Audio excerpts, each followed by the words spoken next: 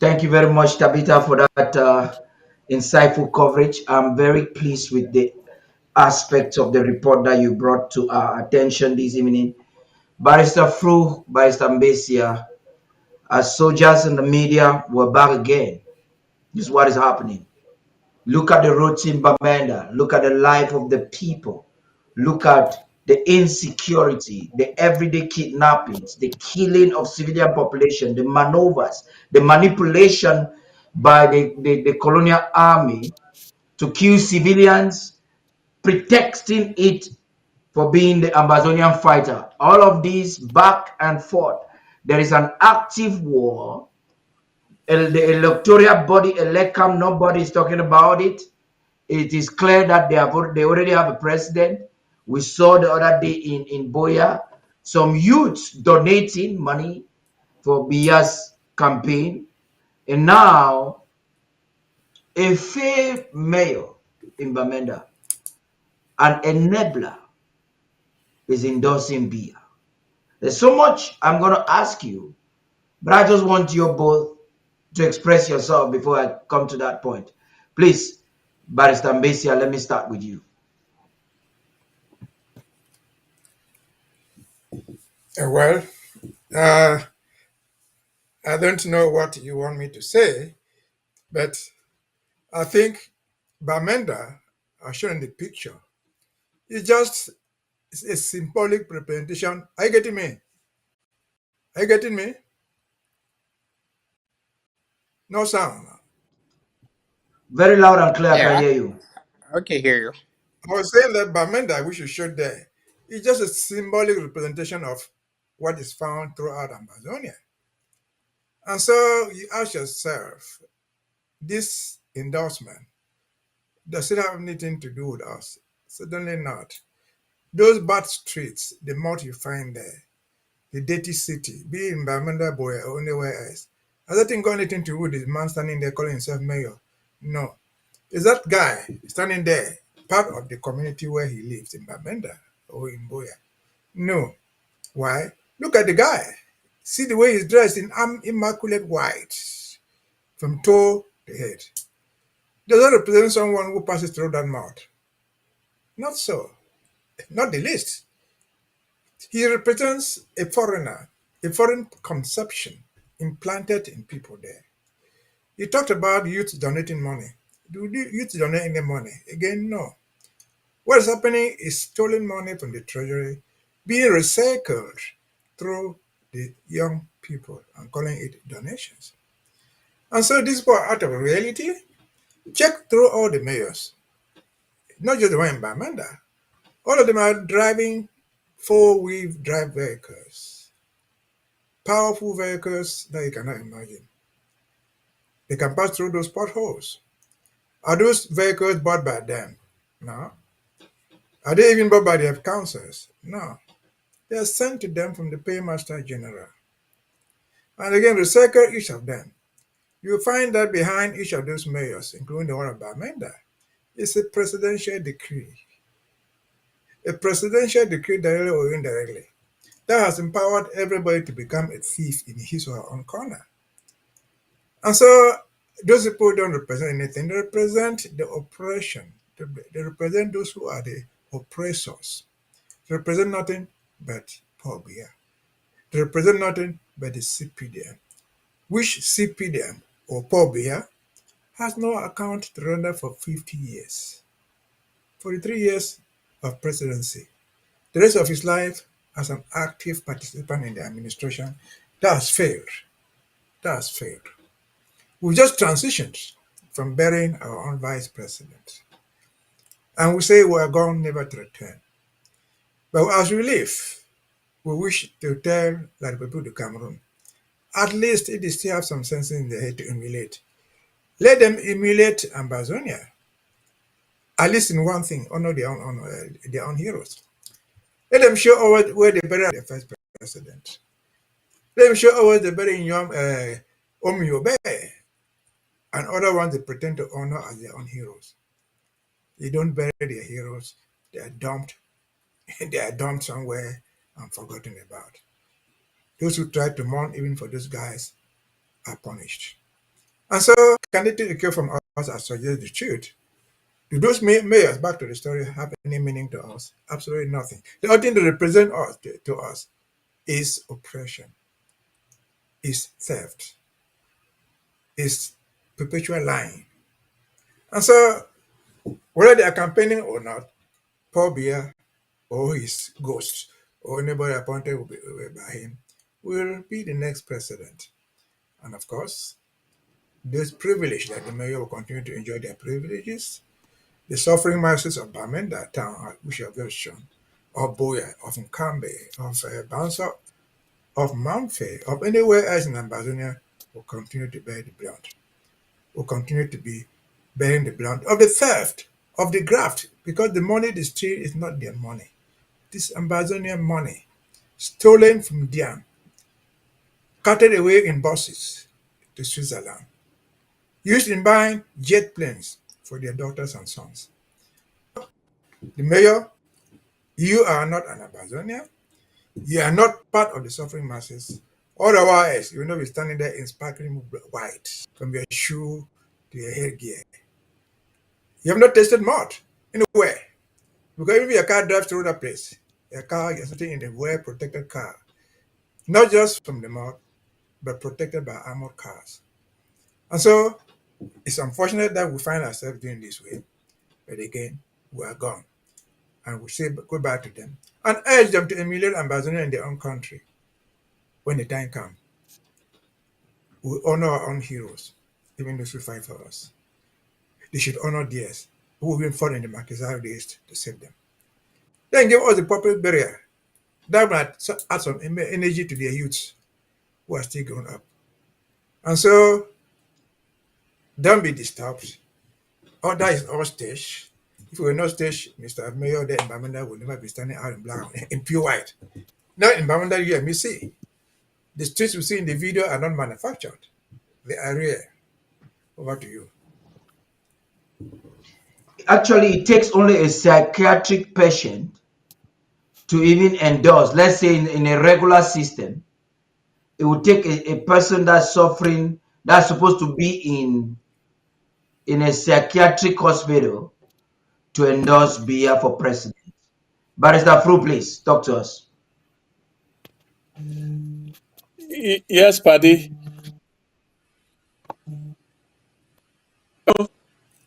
To whom is this Bamenda mayor endorsing Biya? Who are the electorate? The Bamenda people to elect Biya?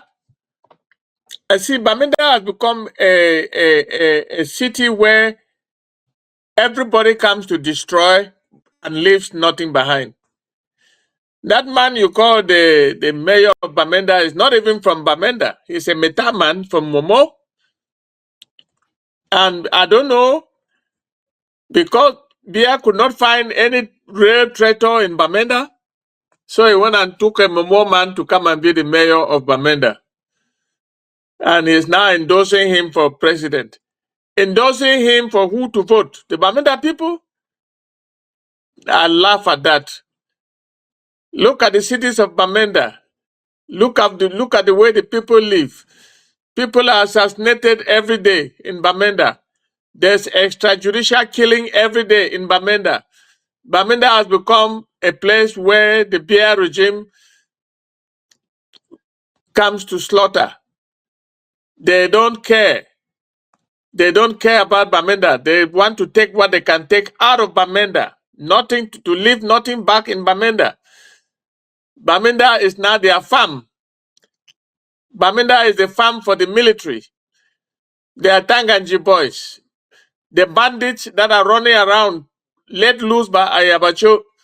Bamenda is what it is for everybody to take a bite and leave nothing behind. What will Bamenda people become tomorrow? It's anybody's guess. But I can say this.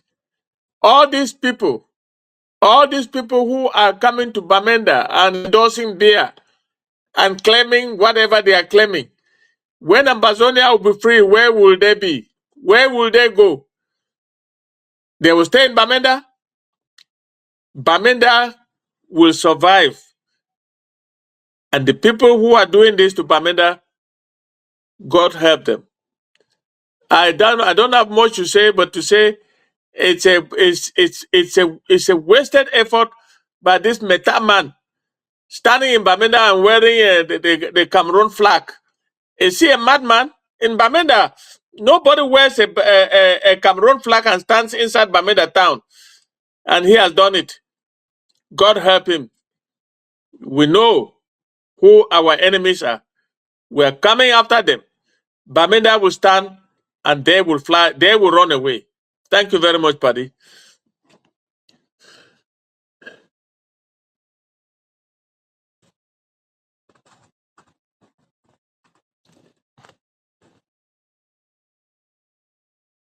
Are you there?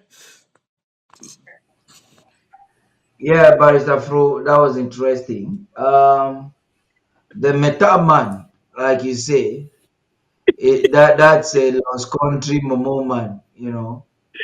But it is shocking. It's shocking that we have that. Commander Elvis, please. This is what is happening. We have some of these colonial officials still getting as it so pleases them. Talk to us, Commander Elvis. Yes, yes, Director Patty.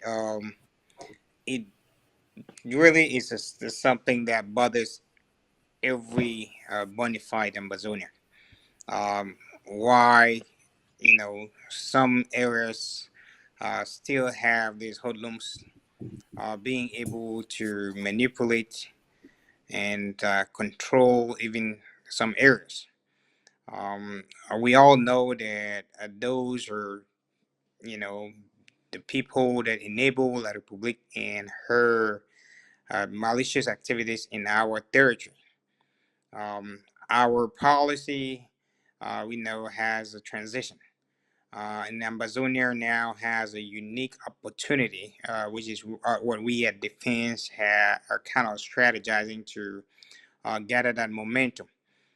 Y'all understand that we have gone through some phases in this revolution where we have had a lot of setbacks. And most of those stumbling blocks now have been turned to stepping stones. We don't even hear of some groups that have caused us a lot of headache in this revolution. So we are hoping that with the new galvanization, we would be able to gather that momentum and rekindle the struggle in the hearts of all Amazonians.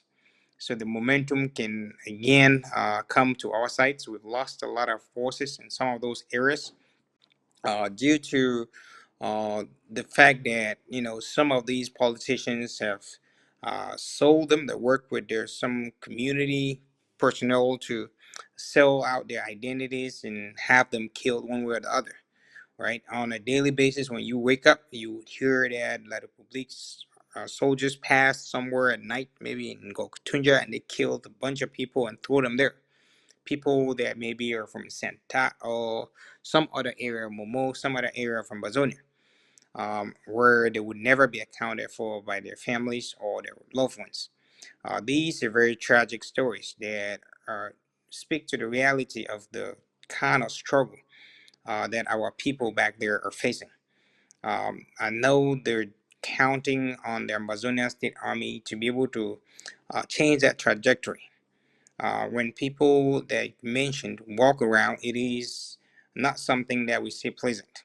But we want to assure you that the Amazonian State Army knows clearly the instructions on who their enemies are, who their main targets are. And as you heard Commander Willie earlier in the beginning of the show, he did not miss his words. He made it very clear that they will be, tracked, and that does not stop. Even if they do have an opportunity to go out there and shake hands with the population, we would continue to find ways to bring them to book. So these are people that are really at the top of our list when it comes to finding and putting into order or bringing to order those that are, are bent on making sure that Ambazonia suffers, right? So these politicians, the deals, the governors, the mayors, uh, the senators, none of them are excluded. And now is even the time that that search would intensify. The Amazonian National Self-Defense Council at some point even had uh, like, you know, bounties on their head. These bounties are meant to make sure that we go after these people. We Those bounties are there and they're real. If you find that one of those people is around your area, we also rely on the civilian population, the intelligence community, to share that information with our Amazonian State Army, so they can apprehend and book those people accordingly. If you know about a situation that just happened in Goktunja recently, right, you can attest from there that that was one clear uh, action that actually was very, I say, very strategic, because the information came to our Amazonian State Army due in timely consideration, and they were able to pick up one of such individuals and send them to the land of no return. So again, rest assured that none of those people walking around that is carrying or making sure that Amazonians are paying a high price is being given a free ride. We will do everything in our power to hold them accountable, and that means, you go in the jungle way, right? So you eat or you be eaten. So that's what we stand for. So at this point, the party, we're not missing with those kind of personalities, and we're not happy to find them roaming our territory. All right, I pass it over to Um, you.